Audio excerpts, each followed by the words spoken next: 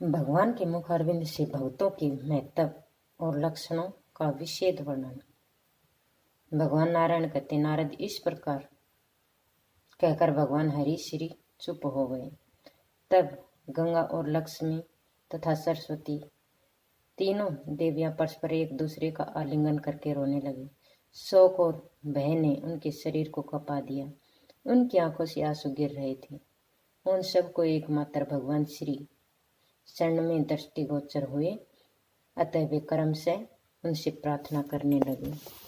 सरस्वती ने कहा, नाथ, मुझे दुष्टता को श्राप से बचाइए, अन्यथा मैं आजीवन चिंता में डूबी रहूंगी।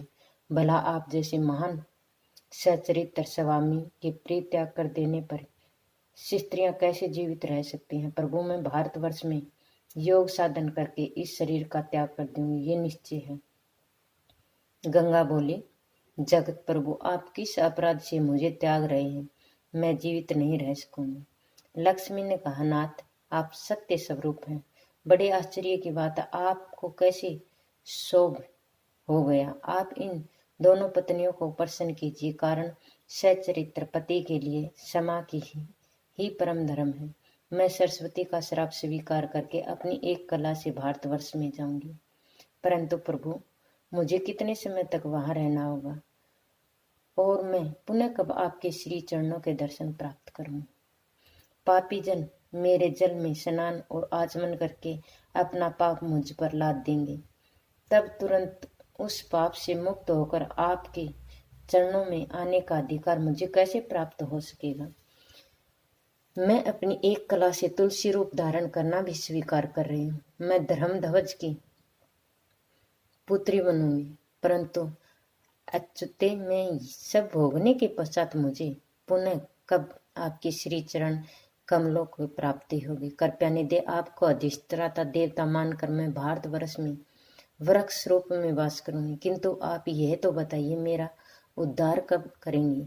यदि ये गंगा सरस्वती के श्राप से भारतवर्ष में जाएगी, तब भी इन्हें किसी समय पुनः ऐसा सुअवसर मिलेगा कि ये श्राप रूपी पाप से छुटकारा पाकर आपको प्राप्त कर सके। गंगा के श्राप से ये सरस्वती भी यदि भारत में जाती है तो आप इन्हें भी श्राप से मुक्त करके कब अपने श्री चरणों का दर्शन कराएंगे?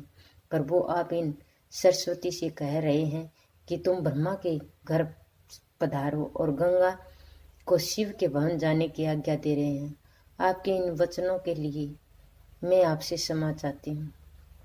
नारद इस प्रकार कहकर लक्ष्मी भगवती ने अपने स्वामी श्री हरि के चरण पकड़ लिए, उन्हें प्रणाम किया। उन्होंने अपने केश से भगवान के चरणों को आवेश करके बारंबार कहना आरंभ कर दिया। भगवान श्री हरि भक्तों पर अनुग्रह करने के लिए सदा निश्चिंत रहते हैं, चिंतित रहते हैं। लक्ष्मी की प्रार्थना सुनकर मुस्कान भरे प्रसन्न मुख से उन्होंने देवी कमला को हृदय से चिपका लिया और कहा,